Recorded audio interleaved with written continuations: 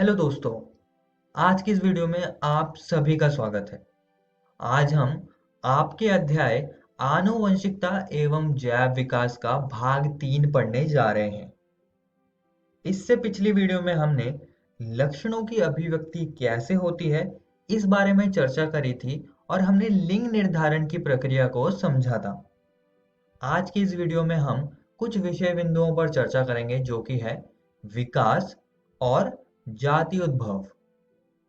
तो चलिए शुरू करते हैं। अब दोस्तों, जैसे कि हमने अपनी पिछली कुछ वीडियोस में बात की थी कि जनन की प्रक्रिया के दौरान एक मूल घटना होती है जो कि है डीएनए की प्रतिकृति को बनाना। और ये डीएनए की प्रतिकृति जनक डीएनए के एकदम समरूप नहीं होती है और इस कारण विभिन्नताएं उत्पन्न होती हैं और ये विभिन्नताएं विकास का कारण बनती हैं। तो आइए इस विकास को जान लेते हैं कि ये होता क्या है। विकास, जिसको हम अंग्रेजी में एवोल्यूशन कहते हैं, जैविक आबादी के आनुवंशिक लक्षणों के पीढ़ी दर पीढ़ी परिवर्तन को कहते हैं। आइए दोस्तों, अब विकास को एक दृष्टांत की मदद से समझते हैं। तो इसमें हम दो परिस्थितियों को देखेंगे। पहली परिस्थिति है ये वाली। मान लेते हैं कि ये एक हरी भरी जगह है जहां पर हरी घास, पेड़ पौधे और पत्तियां हैं और इस जगह लाल बीटल्स रहते हैं और यहाँ पर इन्हीं के साथ साथ कुछ कौवे भी हैं जो कि इन बीटल्स को खाते हैं। तो होता क्या है कि ये लाल बीटल्स लैंगिक जनन द्वारा जनन करते हैं।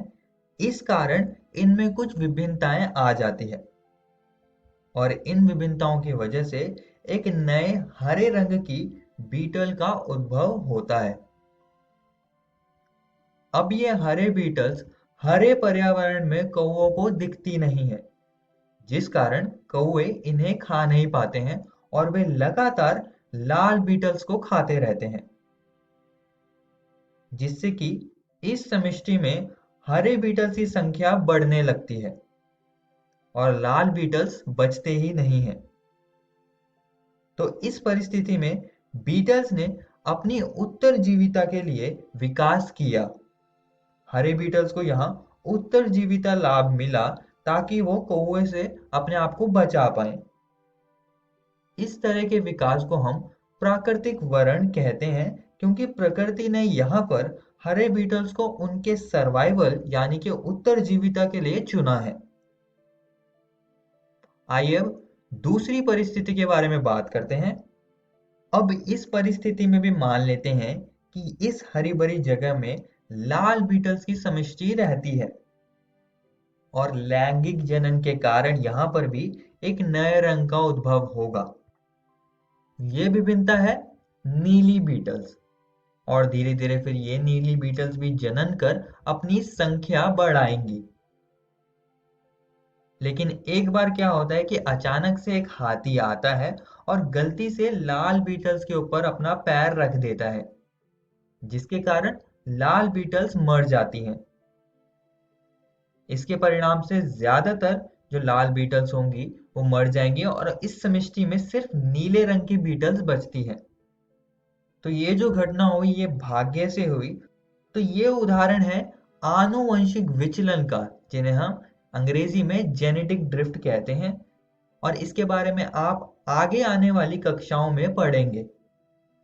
तो हम यहाँ पर कह सकते हैं कि जनसंख्या में दुर्लभ भिन्नता समय के साथ एक सामान्य लक्षण बन गई। दूसरे शब्दों में वंशागत लक्षण की पीढ़ियों में आवृत्ति में परिवर्तन आए क्योंकि जीन ही लक्षणों का नियंत्रण करते हैं। अतः हम कह सकते हैं कि किसी समष्टि में कुछ जीन की आवृत्ति पीढ़ियों में बदल जाती है। यह जैव विकास की परिकल्पना का सार है। तो यहाँ पर हमने विकास की दो परिस्थितियां देखी जहां पर विकास हुआ था। आइए अब उपार्जित एवं आनुवंशिक लक्षण क्या होते हैं इस पर थोड़ी चर्चा करते हैं। सबसे पहले हम उपार्जित लक्षण को समझेंगे। इसको हम अंग्रेजी में एक्वायर्ड ट्रेट्स कहते हैं। एक उपार्जित लक्षण पर्यावरणीय प्रभाव के परिणाम स्वरूप जीव में विकसित होता है।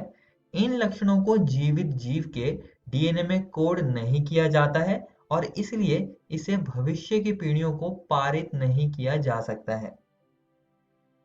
उदाहरण के लिए परिस्थिति एक को देख लेते हैं, जहां पर लाल बीटल्स ने हरे रंग का लक्षण उपार्जित किया यानी कि प्राप्त किया ताकि वे कौवों से बच पाएं।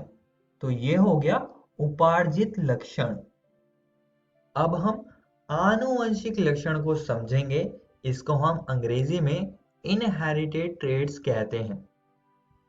ये वे लक्षण हैं जो माता पिता से संतानों को विरासत में मिले हैं।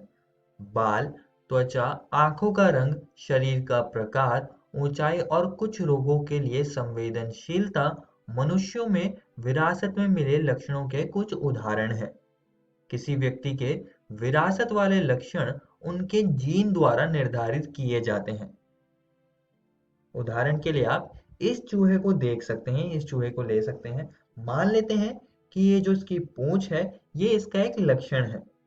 तो लैंगिक जनन से जब नई संतति पैदा होगी तो उसके पास भी ये वाला लक्षण होगा। तो हम कह सकते हैं कि ये जो लक्षण होते हैं ये जनक से संतति में जाते हैं और इन्हीं को हम आनुवंशिक लक्षण कहते हैं। यही चीज हम मानवों में भी होती है, जैसे कि त्वचा का रंग, बाल का रंग इत्यादि। ये सब हमें माता पिता से प्राप्त होता है। आइए दोस्तों अब आगे बढ़ते हैं और जाति उद्भव, जिसे हम प्रजातिकरण यानी कि स्पीशिएशन कहते हैं, इसको हम समझ लेते हैं। प्रजातिकरण एक विकासवादी प्रक्रिया है जिसके द्वारा नई प्रजातियां उत्पन्न होती हैं। अब दोस्तों अभी तक हमने सिर्फ सूक्ष्म विकास के बारे में पढ़ा है, जिसमें कि जितने भी परिवर्तन होते हैं वो बहुत ही छोटे होते हैं, लेकिन वो महत्वपूर्ण होते हैं अगर हम विकास की नजर से देखें। अब ये जो परिवर्तन होते हैं ये जीवों में कुछ नए लक्षण ला देते हैं, लेकिन इस बात से हमें यह नहीं पता चलता कि प्रजातियों का उद्भव आखिरकार कैसे होता है, नई प्रजातियां अस्तित्व में आती कैसे हैं। तो आइए अब इसको समझते हैं। मान लेते हैं कि ये एक जंगल है। इस तरफ हरे बीटल्स रहते हैं और यहाँ पर लाल बीटल्स रहते हैं और ये दोनों बीटल्स की समष्टि किसी वजह से, जैसे कि आप यहाँ पर देख सकते हैं, नदी की वजह से पूरी तरह अलग अलग हो जाती हैं, जिस कारण से ये दोनों समष्टियां आपस में जनन नहीं कर पाती। जब ऐसी स्थिति उत्पन्न हो जाती है तब हम इन्हें दो स्वतंत्र स्पीशीज कहेंगे। आइए अब इसमें हम कुछ और परिस्थितियां देख लेते हैं। हम मान लेते हैं कि ये जो हरी बीटल है ये किसी कारण या किसी वजह से लाल बीटल्स वाली समष्टि तक पहुंच जाती है। इस कारण जीन प्रवाह होगा जिसमें कि एक समष्टि से दूसरी समष्टि में आनुवंशिक विविधता पहुंचती है, क्योंकि ये हरी बीटल्स दूसरी तरफ जाके लाल बीटल्स के साथ जनन करेगी, इसलिए आनुवंशिक विविधता तो पहुंचेगी ही। लेकिन इस प्रकार का जीन प्रवाह उन समष्टियों में होता रहता है जो आंशिक रूप से अलग अलग हैं, परंतु पूर्ण रूपेण अलग नहीं हुई है। तो ये दोनों समष्टियां अनुकूल होनी चाहिए जनन के लिए।